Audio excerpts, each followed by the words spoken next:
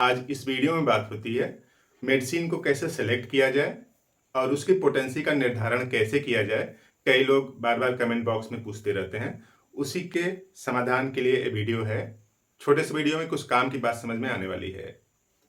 तो देखिए, जो मेडिसिन है उसका सिम्टम्स पेशेंट के सिम्टम्स से मैच करना चाहिए। जैसे मान लीजिए यहाँ पे कोई एक पेशेंट है, इस तरह से इसमें कुछ सिम्टम्स आ रहे हैं, सिम्टम्स 1, सिम्टम्स 2, सिम्टम्स 3, सिम्टम्स 4, और यहाँ पे मेडिसिन है, इसमें भी कुछ लक्षण लिखे गए हैं, सिम्टम्स 1, सिम्टम्स 2, सिम्टम्स 3 और सिम्टम्स 4, इसी तरीके से डॉट डॉट। तो मेडिसिन में भी सिम्टम्स हैं और जो पेशेंट है उसमें भी। अगर 3 सिम्टम्स मिल सकें तो बेहतर रिस्पांस आएगा। क्योंकि देखिए, मान लीजिए आपको स्टूल बनाना है तो उसमें एटलीस्ट 3 वो होने चाहिए। अगर 2 पैर वाला स्टूल बना देंगे तो उस पर बैठना आसान नहीं है, अनस्टेबिलिटी होती है।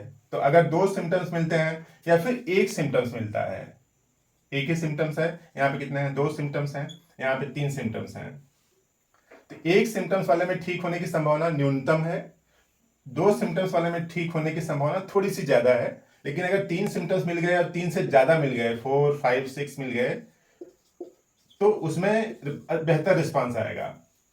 जितना ज्यादा सिम्टम्स इस मेडिसिन का इस पेशेंट से मिलेगा, यानी 36 गुण मिला ले हैं, और उस 36 गुण में जितने ज्यादा गुण मिल जाएंगे, परिवार स्टेबल होता है तो यहाँ पे मेडिसिन का रिस्पांस भी स्टेबल होता है, बीमारी बेहतर तरीके से रिस्पांस करती है, ठीक होती है। तो यही देखना होता है कि पेशेंट का सिम्टम्स उस मेडिसिन के सिम्टम्स से मिल रहा है तब यूज करें, अन्यथा यूज नहीं करें। कई लोग फोन करके पूछते रहते हैं कि इस बीमारी की सबसे बेहतरीन मेडिसिन कौन सी है। होम्योपैथी में कोई भी मेडिसिन परफेक्ट रूप से बेहतरीन नहीं है। इसका मतलब ये हुआ कि हर एक पेशेंट की अलग अलग मेडिसिन होगी। जैसे मान लीजिए कोई एक मोबाइल है, तो मेरा मोबाइल कुछ पासवर्ड अलग होगा, दूसरे का मोबाइल कुछ पासवर्ड अलग होगा, तीसरा पर्सन उसकी मोबाइल उसका पासवर्ड अलग होगा। अगर मैं आपसे पूछूं कि सबसे बेहतरीन पासवर्ड क्या होता है, तो इसका आंसर कुछ भी नहीं है। ठीक वही बात होम्योपैथी के लिए भी होती है। अगर सिम्टम्स बेहतरीन तरीके से मैच कर जाए तो कोई एक्स मेडिसिन ही सबसे बेहतरीन मेडिसिन है। अगर नहीं मिल पा रहे हैं तो वो एक्स मेडिसिन ही सबसे बेहतरीन नहीं है। इसी को होम्योपैथी में इंडिविजुअलाइजेशन बोला जाता है। यानी जैसे कोई सबसे बेहतरीन पासवर्ड नहीं हो सकता, ठीक वही बात होम्योपैथी के लिए भी है। जिस केस का लक्षण, बीमारी के लक्षण और उस पेशेंट का लक्षण आपस में मैच कर जाए, वही सबसे बेहतरीन मेडिसिन होती है। तो कोई भी मेडिसिन बेहतरीन नहीं होती है, या फिर सभी मेडिसिन बेहतरीन होती हैं। जैसे मेरा कुछ पासवर्ड है तो मोबाइल खुल जाता है तो बेहतरीन पासवर्ड होगा, सभी लोग तो बेहतरीन पासवर्ड ही सिलेक्ट करते हैं। लेकिन संभावना ये बनती है कि एक आदमी का पासवर्ड दूसरे आदमी के पासवर्ड से अलग अलग होता है। ठीक वही बात यहाँ पे है। तो मिनिमम 3 सिम्टम्स मिले तो बेहतर रिस्पांस आएगा। 1-2 लक्षण मिले तो मेडिसिन कोशिश करें ना लेना पड़े, ना लें। ये तो रही कि मेडिसिन को कैसे सिलेक्ट करेंगे। अब बात आती है कि उसकी पोटेंसी कैसे सिलेक्ट करें। तो देखिए, जो सिम्टम्स हैं वो बेसिकली 2 कैटेगरी के हो सकते हैं। सिम्टम्स 2 कैटेगरी के हो सकते हैं, एक मेंटल सिम्टम्स और दूसरा पैथोलॉजिकल सिम्टम्स।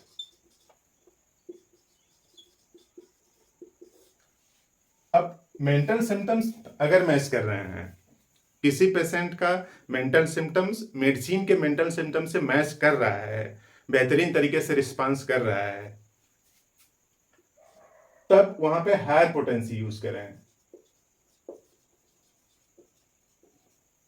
अब पैथोलॉजिकल सिम्टम्स है, जैसे किसी को घुटने में दर्द है, चल फिर नहीं पा रहा है, घुटने में तेज दर्द कर रहा है, एड़ी में दर्द कर रहा है, तो ये सब पैथोलॉजिकल सिम्टम्स हैं। और उस पैथोलॉजिकल सिम्टम्स में लोअर पोटेंसी यूज करें।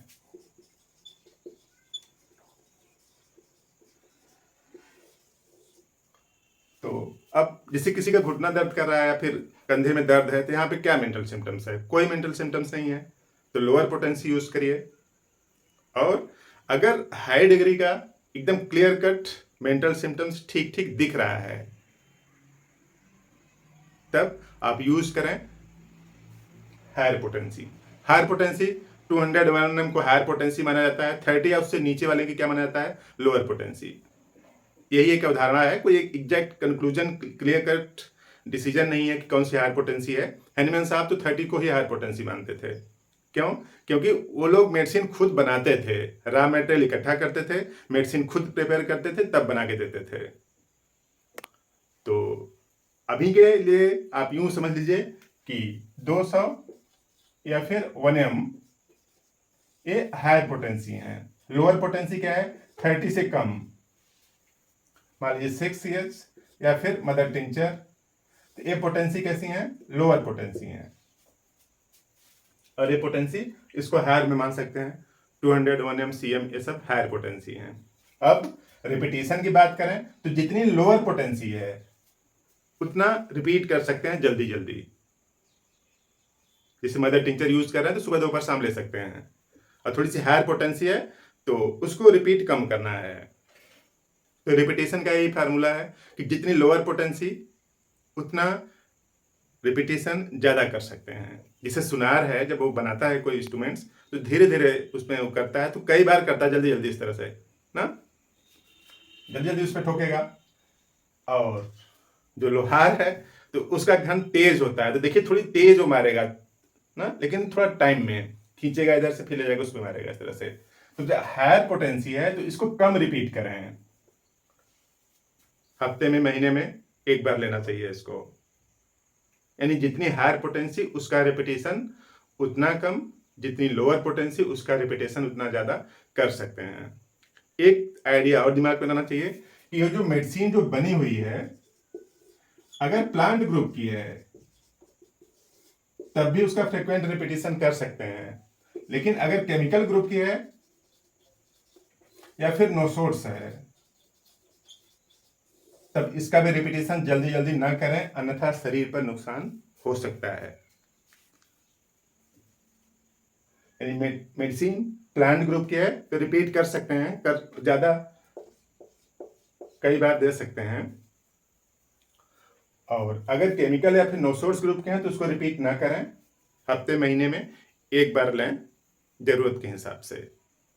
तो देखिए जो होम्योपैथी एक आर्ट है और वो आर्टिस्ट के ब्रश पे डिपेंड करता है, और इसके लिए पढ़ना पड़ेगा। आप पढ़िए, बेहतरीन लोगों के जो किताबें लिखी गई हैं बेहतरीन लोगों द्वारा, आप उनको पढ़ेंगे तो कुछ और कंक्लूजन एक दिमाग में जनरेट होगा। उसी कंक्लूजन के बेसिस पर होम्योपैथी का मेडिसिन का सिलेक्शन, इलाज किया जाता है। तो इस तरह से आशा है कुछ बातें आपको पता चली होंगी कि कैसे किस मेडिसिन को यूज करना है, कैसे रिपीट करना है, कैसे रिपीट नहीं करना है। इस तरह से काम की बात आपने समझा तो शेयर करें, दूसरे लोग भी समझें। पूरा वीडियो देखा आपने?